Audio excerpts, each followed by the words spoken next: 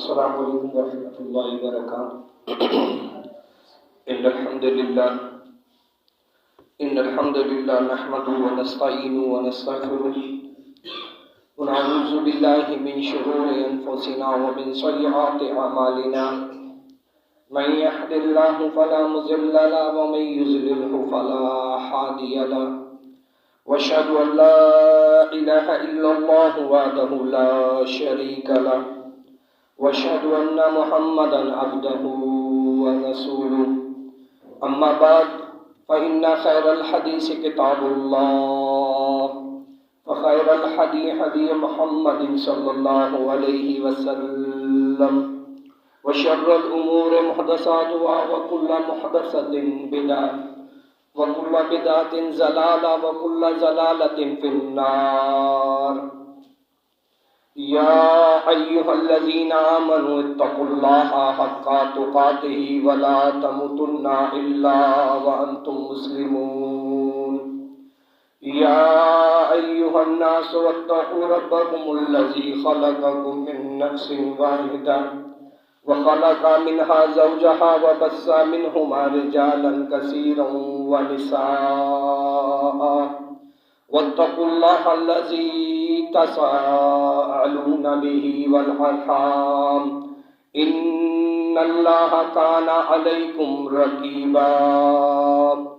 يا أيها الذين آمنوا اتقوا الله وقولوا قولا سديدا يصلح لكم أعمالكم ويغفر لكم ذنوبكم، ومن يطع الله ورسوله فقد فاز فوزا عظيما۔ وقال الله تبارك وتعالى في القرآن المجيد: هو الذي أرسل رسوله بالهدى ودين الحق ليظهره على الدين كله ولو كره المشركين۔ رب اشرح لي صدري ويسر لي أمري واحلل عقدة من لساني يفقهوا قولي۔ اللهم رب زدني علما۔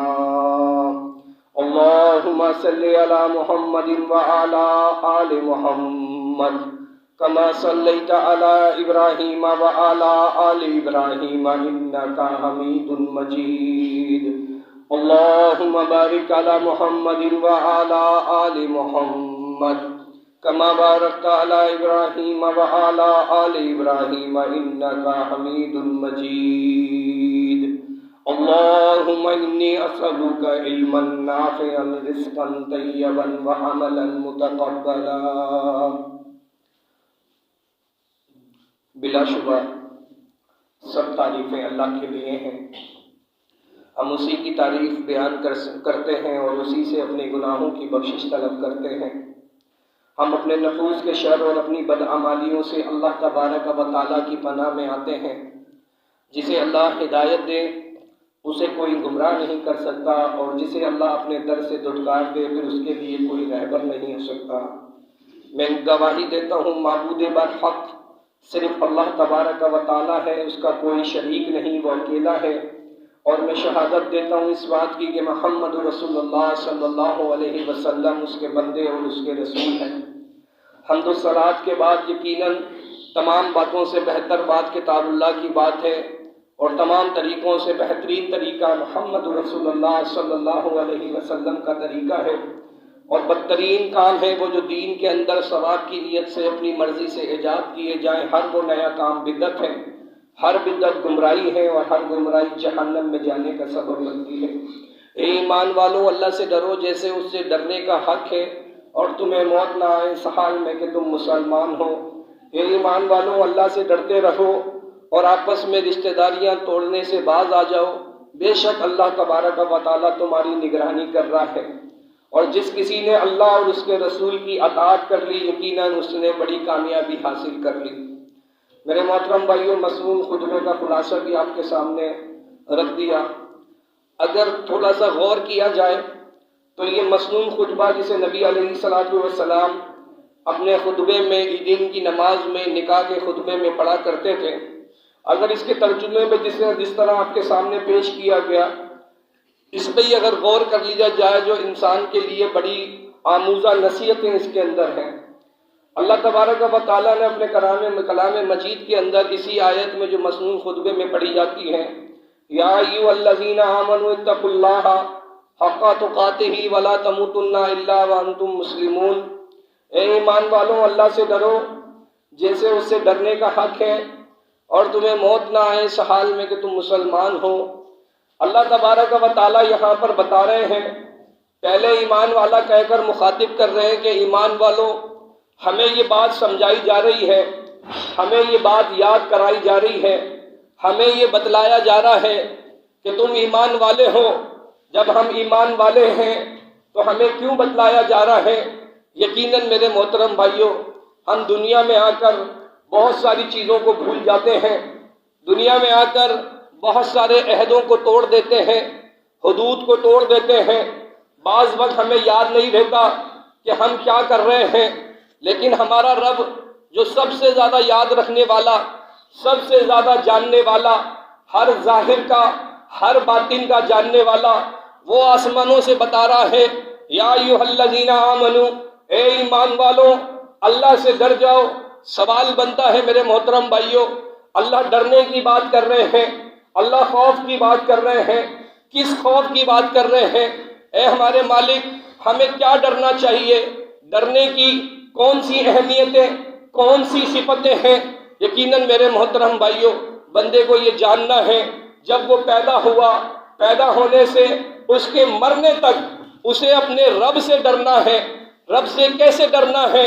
لازمی بات ہے میرے محترم بھائیوں، جب بچہ چھوٹا ہوتا ہے تو وہ ماں باپ کے زیر کفالت ہوتا ہے، آہستہ آہستہ اس کی نشو و نما ہوتی ہے، بڑھتا چلا جاتا ہے، اور جیسے ہی وہ اپنی بالغ عمر میں پہنچتا ہے، اللہ کے احکامات آٹومیٹکلی اس پر نافذ ہو جاتے ہیں۔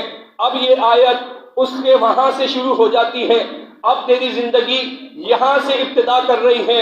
وہ تیرا بچپن کھیل کود کا تھا، وہ تیرا بچپن کھیلنے کودنے کا، سونے کا، گھومنے پھرنے کا تھا، تجھ پہ کوئی پابندیاں نہیں تھیں۔ اب اللہ تبارک و تعالیٰ کہہ رہے ہیں، اب تو اتنا سمجھدار ہو گیا ہے، اتنا بڑا ہو گیا ہے، اب تیرے اوپر میرے حکم لاگو ہوں گے۔ سوچیں ذرا، پیدا ہوتے ہی اللہ تبارک و تعالیٰ نے اسلام کی شریعت نہیں رکھ دی ہمارے اوپر، بچے کے اصول بیان نہیں کیے، کہ اس کی حدیں بیان نہیں کی، کہا ابھی تو چھوٹا ہے، ابھی تو کھیلے گا، گرے گا، کودے گا، معاشرے کو دیکھے گا، حالات کو دیکھے گا، لیکن جو ہی تو بڑھتا چلا جائے گا تیرے معاملات بھی بڑھتے چلے جائیں گے۔ واللہ اللہ کی قسم، جب بندہ بالغ ہو جاتا ہے، جب بچہ بالغ ہو جاتا ہے تو پھر اس پہ اسلام کا قانون نافذ ہو جاتا ہے، پھر اسے بتایا جا رہا ہوتا ہے اب کھیل کود بند کر دے، اب گھومنا پھرنا بند کر دے، اب ادھر ادھر جھانکنا بند کر دے، ادھر ادھر دیکھنا بند کر دے، اب تو اپنے رب کی اطاعت میں آ جا، اب تو اپنے رب کی فرما برداری میں آ جا، اب تیرے اوپر قانون کا نفاذ ہو گیا ہے۔ پھر میرے محترم بھائیوں سمجھنا چاہیے، ہر بندے کو یہ جاننا چاہیے، اللہ تبارک و تعالیٰ کے پاس اس نے اپنے آنے والے کل کے لیے کیا بھیجا ہے؟ اب جو آیت میں نے آپ کے سامنے پڑھی، خطبے کے اندر بھی پڑھی تھی، وہ آیت اب یہاں سمجھ میں آتی ہے۔ جب چھوٹا تھا کوئی حکم نہیں تھا، جب تھوڑا بڑا ہوا تب بھی کوئی حکم نہ تھا، جب 5-6 سال پہ آ گیا تب بھی کوئی حکم نہیں تھا، 10 سال کراس کر لیے تب بھی کوئی حکم نہیں تھا، جو ہی میں تھوڑا اور بڑھتا چلا گیا اپنے اس حکم کی طرف پہنچ نہیں لگا، اللہ تبارک و تعالیٰ کے احکامات مجھ پہ لازم ہو جاتے ہیں۔ پھر اللہ تبارک و تعالیٰ کہہ رہے ہیں کہ حق تقاتہ ولا تموتن الا وانتم مسلمون، اب یاد رکھنا تجھے مسلمان بھی پیدا کیا، مسلمان گھرانے میں پیدا کیا، اب تیرا کام ہے تو اپنے اس رب سے ڈر جس نے تیری پیدائش سے لے کر اور تیرے بالغ ہونے تک تیری حفاظت بھی کی، اور تجھے بڑے رحم و کرم کے ساتھ تیرے ماں باپ کے ہاں تیری پرورش کرائی، تجھ پر کوئی حکم نہیں لگایا، تجھ پر کوئی پابندیاں نہیں لگائی، تجھ پر کوئی نماز کو فرض نہیں کیا۔ ہاں تجھے یہ ضرور بتایا گیا ہوگا جب بچہ 7 سال کا ہو، جب 10ویں سال میں پہنچ جائے تو نماز کی تلقین کرنا شروع کر دینا، اس کو صرف کہنا شروع کرنا اس کو۔ تو بندے کو یہاں سمجھنا چاہیے میرے محترم بھائیوں، یہاں دیکھنا چاہیے کہ وہ آزادی والے دن نکل گئے، وہ غفلت والے دین جسے ہم غفلت نہیں کہیں گے لیکن کہیں گے نادانی، نادانی بھی نہیں کہیں گے، وہ ایسے دن تھے کہ اللہ کی زمین پر مجھ پر کوئی قانون حد نہیں لگاتا تھا، کوئی حد مجھ پر لگتی نہیں تھی، مجھ سے کوئی گناہ ہو جائے میں اپنے پیمپر میں پیشاب کر دوں، میں اپنے کپڑوں پہ پیشاب کر دوں، میں مسجد میں میرے والد صاحب لائے ہوں وہ وہاں آ کر میں پیشاب کر دوں، میں چھوٹا تھا مجھ پر کوئی گناہ نہیں تھا، لیکن جب بالغ ہوا تو مجھے یہ بات بھی سمجھنی چاہیے کہ اب اللہ کے احکامات مجھ پر نافذ ہوتے ہیں۔ اب اللہ نے کہا اے ایمان والو اللہ سے ڈرو جیسے اس سے ڈرنے کا حق ہے۔ اب تم اگر مرو، جب بھی تمہیں موت آئے، جب بھی تمہارا وقت ہو تو پر یہ یاد رکھنا کہ تم مسلمان ہو۔ اس میں سے ایک بات اہم ہے، اللہ تبارک و تعالیٰ کہہ رہے ہیں جب تمہیں موت آئے تو تم مسلمان ہو۔ ہمیں کیسے پتہ چلے گا کہ ہمیں موت آنے والی ہے؟ ہمیں کیسے پتہ لگے گا ہمیں موت آنے والی ہے؟ یاد رکھے جب ہمیں پتہ نہیں ہے ہماری موت کا وقت کب ہے تو میرے محترم بھائیوں پھر بندے کو کیا کرنا چاہیے ہوگا؟ پھر بندے کو صبح سے لے کے شام تک، شام سے لے کے صبح تک اپنے رب کی بندگی میں گزارنا ہوگا، پھر تو یہی راستہ بچتا ہے۔ لیکن میرے محترم بھائیوں ہم اپنے رب کو بھلا بیٹھے، ہم اپنے رب سے دور ہو گئے، ہمارے دل ایمان سے خالی ہو گئے، ہمارے دلوں میں ایمان مزین کیا جانا تھا لیکن ہم نے اپنے دلوں سے ایمان کو نکال دیا اور پھر ہم دنیا میں پریشان ہو گئے۔ اگر ہم اس آیت کو اپنے ذہن میں رکھیں کہ اللہ سے ڈرنا ہے اور ہمارا رب کہتا ہے کہ جب تم مرنے لگو تو اس حالت میں کہ تم مسلمان ہو تو یعنی کہ مجھے میری موت کا دن نہیں پتا، تو جب میری موت آئے گی تو میری کنڈیشن وہ ہونی چاہیے جو میرا رب چاہ رہا ہے کہ تم ایمان کی حالت میں ہو، تم تقوی کی حالت میں ہو، تم پرہیزگاری کی حالت میں ہو، اس وقت ہی تم اپنے رب کے پاس جا کر کامیاب بھی ہوگے اور دنیا میں اپنے صلے کا انعام بھی لوگے۔ اب اس آیت کے بعد میں نے شروع میں ایک آیت پڑھی تھی، وہ سمجھانا یہی چاہتا ہوں میرے محترم بھائیوں، ہمیں نہیں پتا ہماری موت کا وقت کب ہے۔ ہم دکان پہ ہیں، ہم کاروبار پہ ہیں، ہم رشتہ داروں میں ہیں، گلی محلے میں ہیں، کبھی سفر میں ہیں، ہماری پلاننگ کیا ہو رہی ہوتی ہے۔ ابھی میں جاب پر جا رہا ہوں، جاب پر جا کر اتنے گھنٹے کام ہے، یہ فائل دیکھنی ہے، وہ فائل دیکھنی ہے، اس آفس میں جانا ہے، اس آفس میں جانا ہے، اور شام کو جب لوٹنے لگ رہا ہوتا ہوں تو آفس کی فکر کم ہوتی ہے، وہاں سے مجھے اپنے گھر کی فکر چالو ہو جاتی ہے کہ اب گھر پہنچنا ہے، یہ جا کر لینا ہے، وہ جا کر لینا ہے، اس کے یہاں جانا ہے، اس کے یہاں جانا ہے، صبح سے لے کے شام تک، شام سے لے کے میرے سونے تک۔ اللہ کی قسم اگر میرا کہیں ٹائم لگ رہا ہے تو وہ ٹائم صرف دنیا کے لیے ہے۔ ٹھیک ہے، سمجھ میں آتی ہے بات؟ اللہ نے بنائی یہ دنیا، اللہ نے قائم کی یہ دنیا، دنیا کو بنا کر اللہ تبارک و تعالیٰ نے انسان کے لیے نعمتوں کا انتظام بھی کیا ہے۔ کیا تمہارے رب نے یہ نہیں کہا الا متاع الغرور؟ کیا اللہ تبارک و تعالیٰ نے یہ نہیں کہا یہ دنیا دھوکے کا سامان ہے، بنائی اسی نے ہے، نعمتیں اسی نے اتاری ہیں، سب کچھ اسی نے پیدا کیا، لیکن اس کے باوجود اللہ تبارک و تعالیٰ کہہ رہے ہیں یہ دنیا دھوکے کا سامان نہیں ہے۔ جب یہ دنیا دھوکے کا سامان ہے تو وہ سامان اٹھانے کے لیے میں اپنا کل وقت کیوں لگا رہا ہوں؟ جب یہ دنیا دھوکے کا سامان ہے، جب یہ دنیا الا متاع الغرور ہے، اس دنیا کی حقیقت رب تعالیٰ کے نزدیک ایک مچھر کے پر کے برابر حیثیت نہیں رکھتی، تو پھر مجھے بتائیں میں اس دنیا کے حصول کے لیے اپنے رب سے دور کیوں ہو رہا ہوں؟ اور میری ذمہ داری کیا ہے؟ میں کس کام کے لیے دنیا میں بھیجا گیا ہوں؟ میرا مقصد کیا ہے؟ میرا وجود کیوں ہوا؟ میں دنیا میں کیوں پیدا کیا گیا؟ اگر میرے محترم بھائیوں میں سمجھتا ہوں دنیا میں میں اپنا گھر بنانے آیا ہوں، دنیا میں میں اپنے بچے پالنے آیا ہوں، دنیا میں اپنی رشتہ داریاں نبھانے آیا ہوں، دنیا میں میں اپنی عمر کا حصہ جینے کے لیے آیا ہوں، تو اللہ کی قسم تو سراسر گھاٹے کے اندر ہے۔ اگر تیری صلاحیتیں، اگر تیری جستجو، اگر تیری محنتیں اللہ کے دین کے لیے، اس کے غلبے کے لیے، اسلام کے لیے، امت کے لیے، امت کی خیر خواہی کے لیے تیرا وقت نہیں نکلتا تو تو سوائے گھاٹے کے اور کچھ بھی حاصل نہیں کر رہا۔ کیا دلیل ہے اس کی؟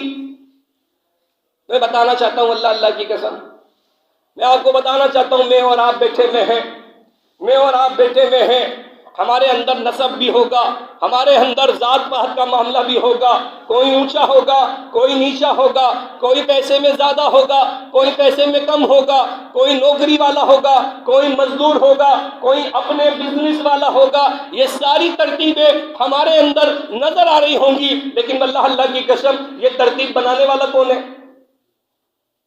آپ نے دیکھا ہوگا نا میرے محترم بھائیوں، ایک فیکٹری میں چلے جائیں، ایک فیکٹری میں صبح 9 بجے سے لے کے رات 9 بجے تک ایک مزدور ڈیوٹی کر رہا ہوتا ہے، اور فیکٹری کا سیٹ، وہ مالک جو فیکٹری میں آتا ہے 2 بجے اپنی فیکٹری میں انٹر ہوتا ہے، اے سی سے نکلتا ہے، اے سی والی گاڑی میں بیٹھتا ہے، گاڑی سے اترتا ہے، فیکٹری میں جاتا ہے، کمرے میں اے سی ہوگا، 2 گھنٹے اپنی فیکٹری میں بیٹھتا ہے۔ 2 گھنٹے فیکٹری میں بیٹھنے کے بعد میں پوچھنا چاہتا ہوں، محنت کون زیادہ کرتا ہے؟ مزدور کے سیٹ؟ لیکن مزدور اپنی محنت کا تھوڑا سا اجرت لے کے جا رہا ہوتا ہے، اور جو کم محنت کر رہا ہوتا ہے وہ لاکھوں کروڑوں میں لے کے جا رہا ہوتا ہے۔ سمجھانا یہ چاہتا ہوں، یہ تقسیم کس کی ہے؟ ایک مالک ہے، وہ فیکٹری میں 2 گھنٹے جا رہا ہے، اے سی سے نکل کر اے سی میں بیٹھتا ہے، اور ایک مزدور گرم مشینوں کے سامنے کھڑا ہوا ہوتا ہے، 12 گھنٹے سارا دن چلتا ہے، 12 گھنٹے ورک کرتا ہے۔ لیکن مجھے سوال یہ ہے، مجھے بتائیں محنت کون زیادہ کر رہا ہے اور پروفٹ کون زیادہ لے جاتا ہے؟ اجرت کون زیادہ لے جاتا ہے؟ اللہ کی تقسیم ہے، اللہ کی تقسیم ہے۔ اس تقسیم پہ ہمیں سوال نہیں کرنا چاہیے، اس تقسیم پہ سوال نہیں بنتا اس کو کیوں اتنا زیادہ، مجھے کیوں اتنا کم۔ اللہ تبارک و تعالیٰ نے اپنے قرآن کریم کے اندر ارشاد فرمایا کہ اللہ تبارک و تعالیٰ نے یہ جو تمہارے خاندان بنائے ہیں، یہ جو تمہارے قبیلے بنائے ہیں، یہ جو تمہاری صورتیں بنائی ہیں، یہ جو تمہارے ذات ہیں، یہ تمہاری فہد ہیں، یہ جو بھی تمہارے ہیں، یہ صرف تمہارے تعارف کے لیے ہے۔ اللہ کے نزدیک سب سے زیادہ عزت والا وہ ہے جو سب سے زیادہ ڈرنے والا ہے۔ کبھی مایوس نہیں ہوا کرو، یار اس کے پاس تو اتنی بڑی بڑی فیکٹریاں ہیں، بڑی سہولتیں ہیں، بڑی آسائشیں ہیں، یہ تو بہت صدقہ کرتا ہوگا، یہ تو بہت خیرات کرتا ہوگا، یہ تو اللہ کو بہت راضی کرتا ہوگا، اس کے پاس تو بڑا مال ہے، میرے پاس تو کچھ نہیں ہے، میں تو اللہ کا قرب حاصل نہیں کر سکتا۔ اللہ کی قسم یہ ذہن میں مت لانا۔ کیوں؟ اللہ رب العالمین نے یہی تو کہا ہے، اللہ کے نزدیک سب سے زیادہ عزت والا وہ ہے جو اللہ سے سب سے زیادہ ڈرنے والا ہے، اور جو اللہ سے سب سے زیادہ ڈرے گا تو وہ کام بھی تو سب سے زیادہ ہی کرے گا۔ کون سا کام؟ نوکری؟ اپنا بزنس؟ نہیں، اللہ کی بندگی، اللہ کے دین کے غلبے کے لیے، لوگوں کی خیر خواہی کے لیے وہ نکلے گا، دوڑے گا اور کام کرے گا۔ میں بتانا یہ چاہ رہا ہوں، میں اور آپ بیٹھے ہوئے ہیں، ہم پوری دنیا کے مسلمانوں کو جمع کریں، پوری دنیا کے انسانوں کو جمع کریں، ان کی خیر خواہی اٹھائیں، ان کی نیکیاں اٹھائیں، ایک پڑلے میں لے جا کر رکھ دیں، اللہ کی قسم میرے محمد صلی اللہ علیہ وسلم کی ایک نیکی کو بھی بھاری نہیں کر سکتے۔ اس ایک نیکی کے مقام کو ہم سارے مسلمانوں کے نیکیاں اعمال اس پلڑے میں رکھ دے، لیکن نبی محمد رسول اللہ صلی اللہ علیہ وسلم کی ایک نیکی کا مقابلہ نہیں کر سکتے۔ کیا مطلب ہے؟ سمجھانا چاہ رہا ہوں، جس رب نے قرآن میں کہا وَرَفَعَنَا لَكَ ذِكْرَكَ، اے نبی ہم نے تو تیرا ذکر بلند کر دیا۔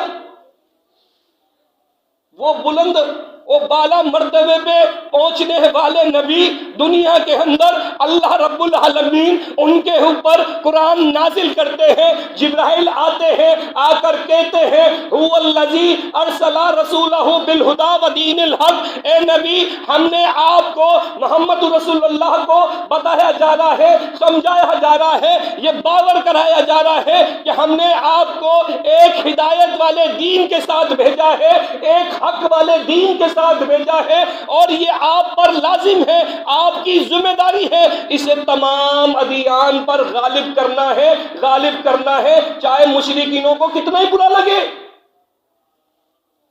کام مل رہا ہے آسمانوں سے، یاد رکھیں کام مل رہا ہے آسمانوں سے، اور جن کو مل رہا ہے وہ سب سے اعلیٰ ہے، اور جن کو کام مل رہا ہے وہ سب سے اعلیٰ ہے، مقام اور مرتبے والے ہیں، عزتوں والے ہیں۔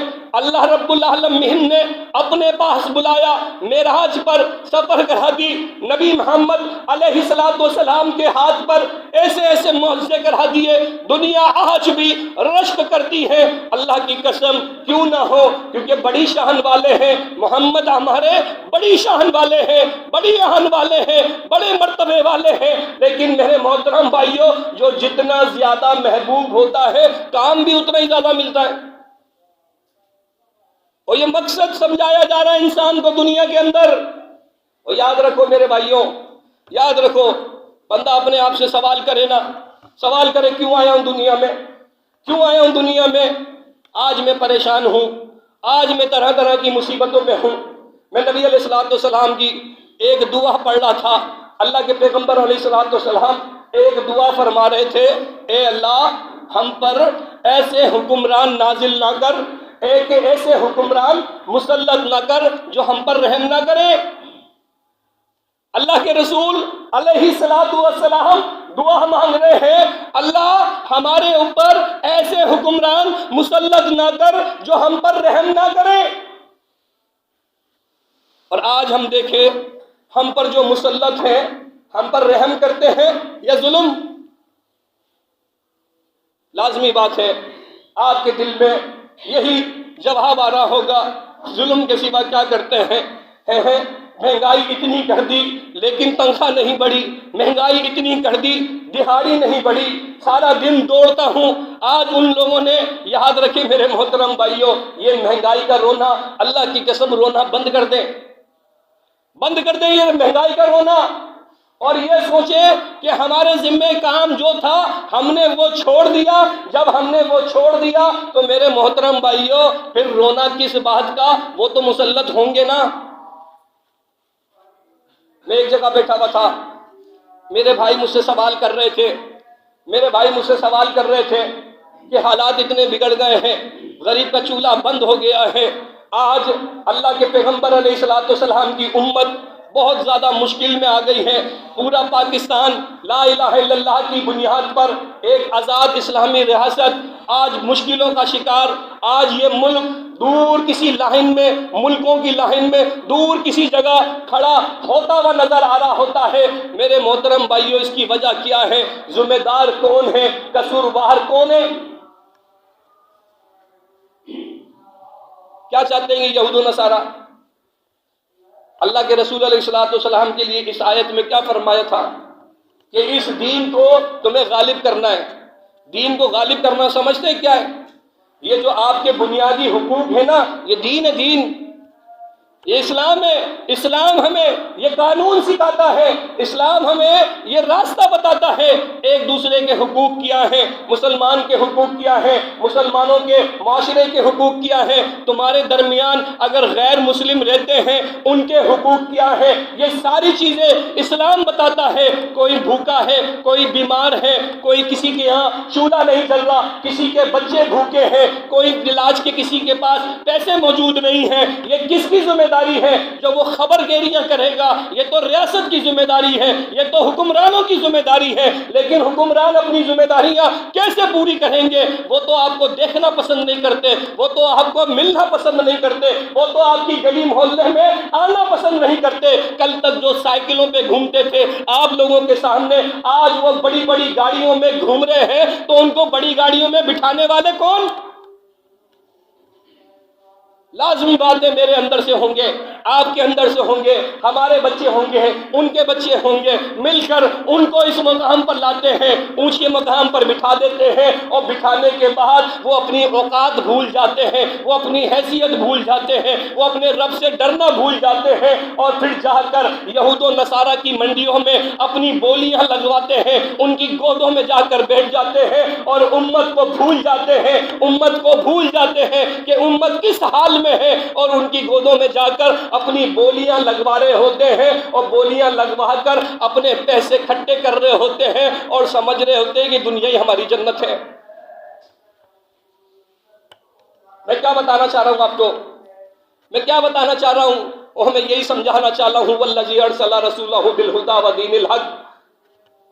اللہ تعالیٰ نے کہا کہ اس کو غالب کرنا ہے، چاہے مشرکینوں کو کتنا ہی برا لگے، لیکن میرے محترم بھائیوں، واللہ اللہ کی قسم دیکھ لیجئے محمد علیہ السلام کیا لے کر آئے تھے؟ انصاف قائم کرنے والے تھے، عدل کرنے والے تھے، بھائی چارہ قائم کرنے والے تھے، اپنی سرحدوں کو مضبوط کرنے والے تھے، اکانومی کو مضبوط کرنے والے تھے، معیشت کو مضبوط کرنے والے تھے۔ کوئی محمد رسول اللہ صلی اللہ علیہ وسلم کے میرے محترم بھائیوں دور میں، خلفائے راشدین کے دور میں، صحابہ کرام رضوان اللہ تعالی اجمعین کے دور میں کوئی دکھائے نہ اللہ کی قسم کسی کے اوپر بلا وجہ ٹیکس لگا دیا گیا ہو، کسی کے اوپر بلا وجہ بوجھ ڈال دیا گیا ہو، کسی کے پاس کھانے کو نہ ہو اور صحابہ کرام آرام سے اپنے کھانے کھا رہے ہوں، ایسی کوئی ایک روایت دکھا دے اللہ کی قسم۔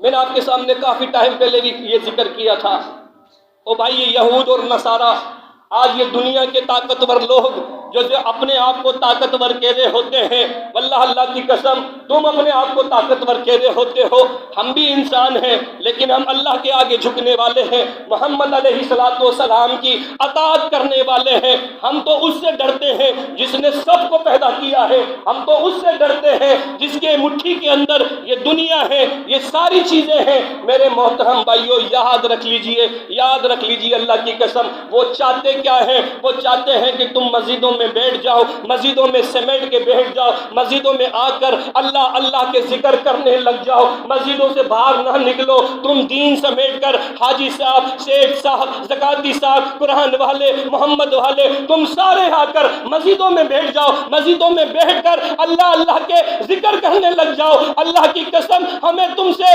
کوئی مسئلہ نہیں ہے، کوئی تکلیف نہیں ہے، تم مسجدوں سے باہر نہ نکلو، لیکن جب تم مسجدوں سے باہر نکلو گے تب ہمیں مسئلہ ہوگا۔ میرا سوال ہے میرے محترم بھائیوں، جب میں اور آپ آ کر مسجدوں میں بیٹھ جائیں گے اور مسجدوں سے باہر ہم میں دین نہیں ہوگا، ہم میں اسلام نظر نہیں آئے گا، ہم تو سمجھیں گے صرف دین مسجد میں ہے، اللہ کے گھر میں ہے، اس کے علاوہ کہیں نہیں ہے۔ پھر مجھے پتا ہے اللہ کی قسم جب ہم مسجدوں میں سمیٹ کر بیٹھ جائیں گے پھر دنیا میں نظام کس کے چلیں گے؟ تعلیم کس کی ہوگی؟ صحت کس کے کنٹرول میں ہوگی؟ ہمارے گلی محلے کس کے کنٹرول میں ہوں گے؟ اور کیا بتاؤں میرے محترم بھائیوں، اکانومی آپ کی نہیں، معیشت آپ کی نہیں، تعلیم آپ کی نہیں، صحت آپ کے ہاتھ میں نہیں۔ آپ کے ہاں مہنگائی کب ہوتی ہے؟ جب ڈالر بڑھ جاتا ہے۔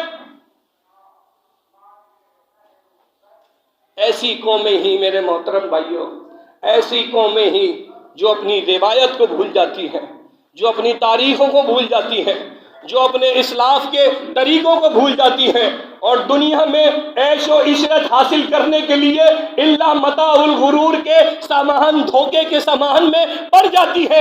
ایسی قومیں تباہ ہو جاتی ہیں، کبھی سر اٹھا کر چلتی نہیں ہیں۔ قومیں کون سر اٹھاتی ہیں؟ قومیں کون عزت پاتی ہیں؟ کون سی قومیں میرے محترم بھائیوں اللہ کی قسم عزتوں کے مقام پر پہنچتی ہیں؟ جو اپنے اصلاح کے طریقے پہ ہوتی ہیں، جو اللہ کے احکامات پر کھڑی ہوتی ہیں، جو اللہ کی اطاعت پر کھڑی ہوتی ہیں، جو محمد رسول اللہ صلی اللہ علیہ وسلم کے مشن پر کھڑی ہوتی ہیں۔ آج حالات دیکھتے چلے جائیں، میں تو صرف ایک بات کر رہا ہوں، اتنی بڑی ذمہ داری محمد رسول اللہ کو دی گئی کہ آپ نے اس دین کو، اس آئین کو، اس قانون کو نافذ کرنا ہے، قائم کرنا ہے۔ آپ کی ذمہ داری ہے، اب سوال بنتا ہے، جب محمد رسول اللہ کو اللہ رب العالمین یہ کہہ رہے ہیں، جو آپ کے محبوب ہیں، جو آپ کے محبوب ہیں، جن کے لیے اللہ تبارک و تعالیٰ نے انا اعطیناک کل کوثر تیار کی ہے کہ اے نبی ہم نے آپ کو کوثر عطا کی ہے، واللہ اللہ کی قسم وہ نبی محمد رسول اللہ صلی اللہ علیہ وسلم کے آخری پیغمبر جن کو اللہ تبارک و تعالیٰ نے امام الانبیاء کا شرف عطا فرما دیا، اللہ تبارک و تعالیٰ نے آپ پر نبیوں کو ختم کر کر آپ کو خاتم النبی کا لقب دے ڈالا۔ اس نبی سے میرا رب فرما رہا ہے کہ اے نبی آپ کی ذمہ داری ہے۔ سوال بنتا ہے میرے اور آپ کے جسم کیا کندن کے بن گئے؟ کہاں ہے ہمارا کردار؟ کہاں ہے ہمارا اسلام کے حوالے سے؟ کہاں ہے ہمارا وہ کردار؟ کیا کیا آج تک ہم نے؟ ہاں بستر پہ جانا، بستر پہ جا کے لیٹنا، ہاتھ سیدھے کرنا، ہاتھ بڑی سیلفیاں بناتے ہیں نا، ایک آنکھیں بند کر کر اپنی سیلفی بنانا، سیلفی موبائل میں آ جائے گی، آنکھیں بند ہوں گے، تصور کرنا مر چکا ہوں، جنازہ میرا پڑا ہے، ابھی تھوڑی دیر میں دفنا دیا جائے گا، دفنانے کے بعد آپ میری قبر پر کھڑے ہو کر مٹی ڈالیں گے، مٹی ڈال کر میری قبر پر ہی ہاتھ جھاڑ کر چلے جائیں گے، آپ قبرستان سے باہر نہیں نکلیں گے، اٹھا کر بٹھا دیا جائے گا، بٹھا کر سوال کیے جائیں گے، پھر بندے کو بتایا جا رہا ہوگا یہ وہ انتقام ہے، یہ وہ آخرت ہے، یہ وہ دین ہے جس کو تو جھٹلاتا تھا۔ آپ میں سے، مجھ میں سے کوئی ہے جو آخرت کو جھٹلاتا ہے؟ ہم سارے کہیں گے نہیں، ہم سارے کہیں گے نہیں۔ میں ایک جگہ بیٹھا ہوا درس دے رہا تھا، میں نے کہا یار ایک بات بتاؤ، تم میں سے کون کون اللہ سے محبت کرتا ہے؟ ساروں نے ہاتھ اٹھا لیا۔ بھلا اللہ سے بھی کوئی نفرت کر سکتا ہے؟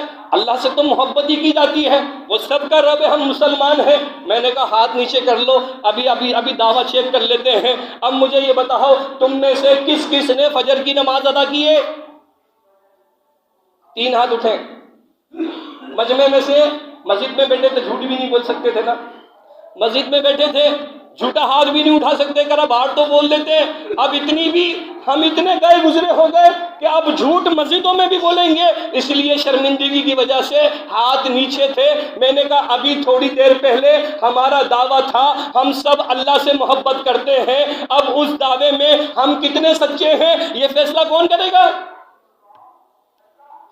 اور یہی حرکتیں ہماری، یہی حرکتیں ہیں، ہم اللہ سے لیے جا رہے ہیں، اللہ یہ بھی دینا، اللہ وہ بھی دینا، اللہ یہ بھی بنا دینا، اللہ وہ بھی بنا دینا۔ او بھائی اللہ کی قسم، اس دنیا میں لینا چاہتے ہیں، اس دنیا میں لینا چاہتے ہیں۔ عبد الرحمن بن عوف تھے، عبد الرحمن بن عوف رضی اللہ تعالی عنہ، میرے محترم بھائیوں، ہیں دسترخوان لگا ہوا ہے، دسترخوان لگا ہوا ہے، عبد الرحمن کے سامنے اس دسترخوان پہ جس دور میں خالی کھجوریں ہوتی تھی، لیکن اسلام کی فتوحات ہو گئی، عبد الرحمن کے سامنے شربت رکھا ہے شہد کا، کھجوریں رکھی ہیں، پنیر رکھے ہیں، فروٹ رکھے ہیں۔ عبد الرحمن ان چیزوں کو دیکھتے ہیں اور دیکھ کر آنکھوں سے آنسو آ رہے ہوتے ہیں۔ صحابہ کرام دیکھ کر عبد الرحمن کو کہتے ہیں عبد الرحمن کیا بات ہے، تیری آنکھوں سے آنسو بے ساختہ، تیری ہچکیاں آ رہی ہیں، تو اتنی بلند آواز سے کیوں رو رہا ہے؟ عبد الرحمن کیا بات ہے؟ کہنے لگے اللہ کی قسم حمزہ یاد آ گئے، حمزہ یاد آ گئے، جب ان کی شہادت ہوئی تھی، جب ان کے کفن پر چادر ڈالی جا رہی تھی، ان کے لاشے پر، ان کی میت پر جب چادر ڈالی جا رہی تھی، اللہ کی قسم انہیں اتنی چادر میسر نہیں آئی تھی، سر چھپا رہے تھے، پیر کھل رہے تھے، پیر چھپا رہے تھے، سر کھل رہے تھے، اتنی چادر ان کو میسر آئی۔ آج اللہ سے ڈر لگ رہا ہے، آج اللہ کا خوف آ رہا ہے، آج یہ نعمتیں دیکھ کر لگ رہا ہے کہیں ایسا نہ ہو اللہ نے ہماری نیکیوں کا صلہ ہمیں دنیا میں لوٹا دیا ہو۔ وہ رو رہے ہیں، تھوڑا سا زیادہ مل گیا، اچھا مل گیا تو وہ ادھر سے رو رہے ہیں، کہیں اللہ نے نیکیاں لوٹا تو نہیں دی، یہ لو تم اپنا بدلہ تم دنیا میں لے لو۔